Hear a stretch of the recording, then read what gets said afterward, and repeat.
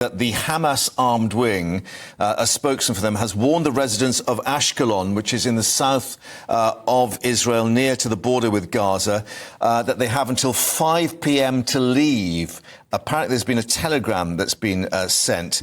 No indication as to what Hamas is threatening, but of course, this is near the kibbutz that was attacked with those paragliders and others coming over the border fence with more than 260 people being killed as a result of that. These details are just coming through. No riposte from the Israeli authorities at the moment, but clearly this is rather alarming for those troops still in that area trying to hunt down any remaining Hamas gunmen. This is also a live shot we can show you from Gaza, which, is being reduced to rubble. Some 2 million plus people live there. The World Health Organization is warning that medical supplies in Gaza have been used up. The UN is warning that there is a severe shortage of drinking water, and UNICEF is appealing for a humanitarian corridor to be set up in and out of Gaza. The Israeli military is carrying out its threat to wreak mighty revenge. Yeah, I think many of these pictures we're getting from the Khan Yunis area, which is where it's believed that Hamas had a lot of its administrative buildings and political control centres, but also we're getting from authorities in Gaza that the airstrikes have been going further south, down towards the crossing with Egypt, which, of course, is the area where the United Nations and other aid agencies said wants to be reopened to get a humanitarian corridor, but indications that at the moment there are just very few crossings being allowed, pre-planned crossings at that Rafah crossing. So effectively, Gaza's still cut off at the moment. The UN Human Rights Chief is saying that these retaliatory airstrikes against Hamas, these sieges, he is saying that they are illegal under international law. But Israeli military, they've called up some 300,000 reservists to impose this total blockade of the Gaza Strip.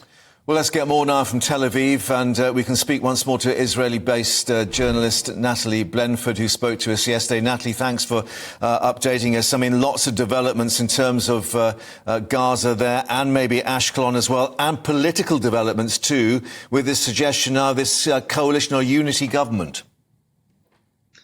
Yeah, absolutely. As you say, the news changes by the second here at the moment. The Ashkelon warning is obviously very alarming.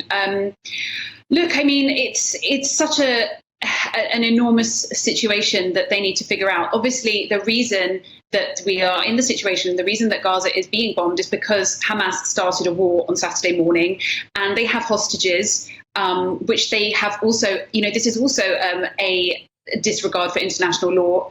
And if they return the hostages, I imagine the response from Israel would be different, but they're threatening instead to execute a hostage every time there's an airstrike. But it's kind of like, I mean, I'm not a military analyst, but I can just tell you it's obviously something that has escalated out of nowhere. We're only Tuesday, it started on Saturday, and it feels like it's been going on for about 5 or 6 weeks already. I think Hamas is trying to incite panic. It's also trying to incite more terror. They also issued a statement earlier saying that they want Friday to be a day of mass rallies around the world. I mean, I don't really want to give them airtime to what they're saying, but they're essentially inciting more violence and saying that people should target as close to Jerusalem as they can. And that, obviously, if you use your brain, that can kind of suggest that Jewish people across the world are also in danger. So, it's like they are starting this war.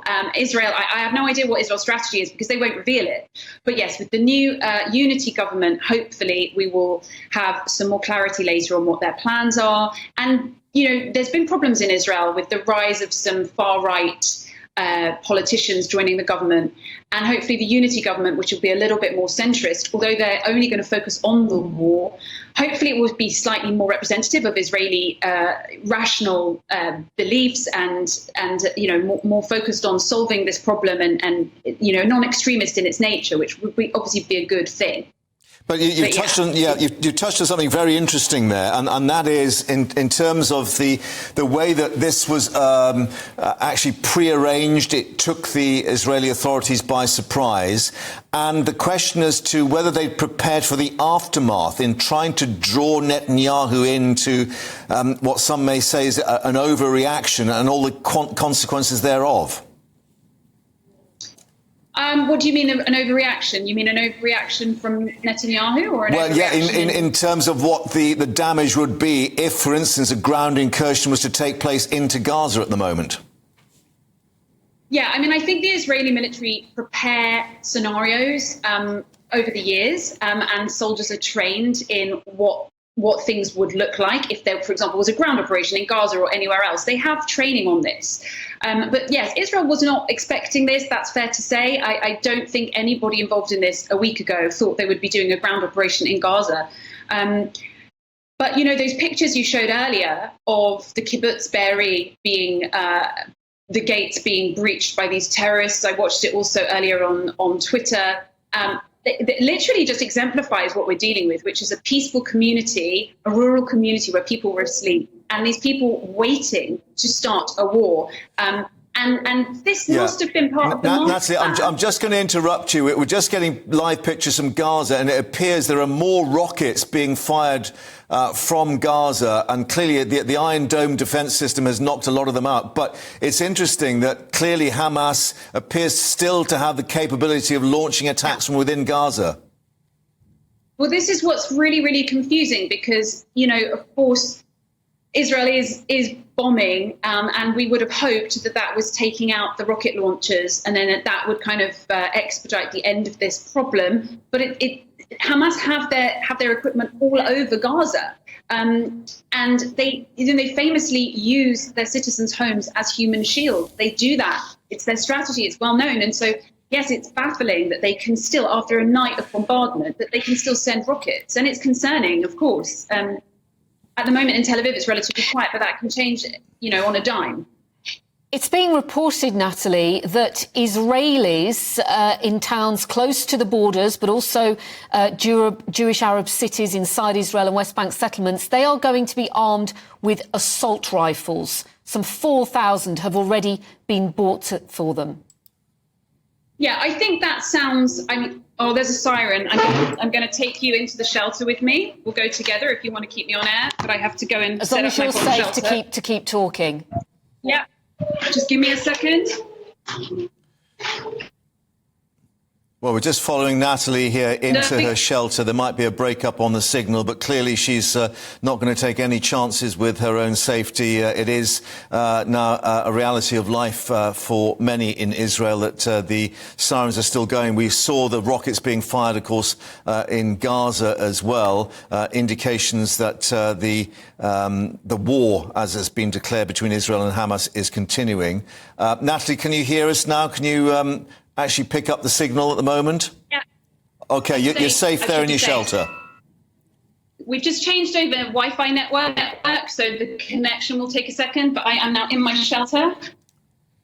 Natalie, how often does this happen, or has this been happening?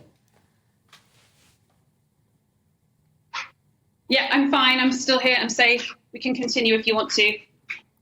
As long as you're OK, Natalie. Are you able to tell us how often you have to escape into your shelter? It hasn't happened for about 24 hours, but I'm very fortunate that I have a shelter in my home. And if you listen now, I'm not sure if you can hear the siren still blaring. Now you're going to hear an explosion. Let's listen.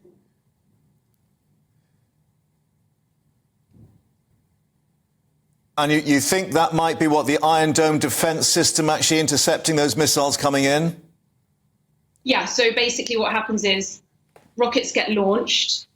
The Israelis have a very sophisticated system called the Iron Dome, which, for those that don't know about, it's not an actual dome. Easy to think it is. I used to think so. It doesn't catch the rockets like a net. It's not an actual dome, but what it does is it uses intelligence and GPS tracking to be able to intercept. So if they're sending a rocket here, Israel will send a sort of interception here, and they meet in the middle. But then you have the risk of falling debris. So this is also why you have to take shelter. The other problem is if there's bombardment, and this is what happened on Saturday. They send a lot of rockets at the same time. The Iron Dome isn't always reliable, so you have to be in a secure, protected space. I'm fortunate enough that in this modern apartment that I pay a lot of money for every month, it has a bedroom that doubles. It's a bomb shelter disguised as a bedroom. You can see my dressing gown behind you. I'm just laughing because when things get stressful, my response is to find the humour in it, but obviously it's quite a terrifying thing. When you hear this and you have to get into your shelter quickly, what fear? You must be being stabbed right through with fear. It's like a physical. First of all, there's the practical. Okay, you have to seek shelter. So now I'm here in this room. I didn't put the air conditioning on. I didn't bring in any water. But like last night, I was telling your producer we were sent a message to say that we should prepare enough supplies that we can survive 72 hours in a protected space. And this is the protected space. So I've got in here, I should have in here some water, but I think it's actually not in here. It's still in the fridge. I'm not so frightened because I trust in Israel to protect me. And I'm very grateful that I have this room. But if I was in another building around the corner or my neighbours next door, I wouldn't have this room. This is a new building. Israel's in the process of replacing old buildings with new buildings, but it takes time. So I would be in a stairwell right now with babies and children. Yeah. So it would be much more scary. And I am extremely fortunate that I'm home. I mean, a couple of hours ago, I was out buying the supplies they told me to buy.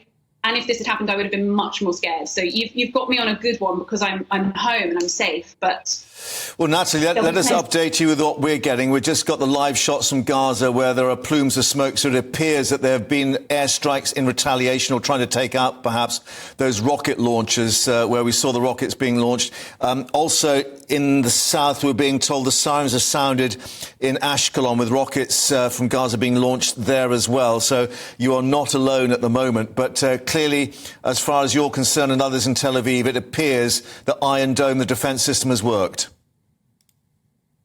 It seems so. I mean, certainly on my street. But usually what happens is after the siren, so the siren sounds for 90 seconds in Tel Aviv, which means you have 90 seconds to get to your shelter, which we had some spare time. You could see it took me about 30 seconds.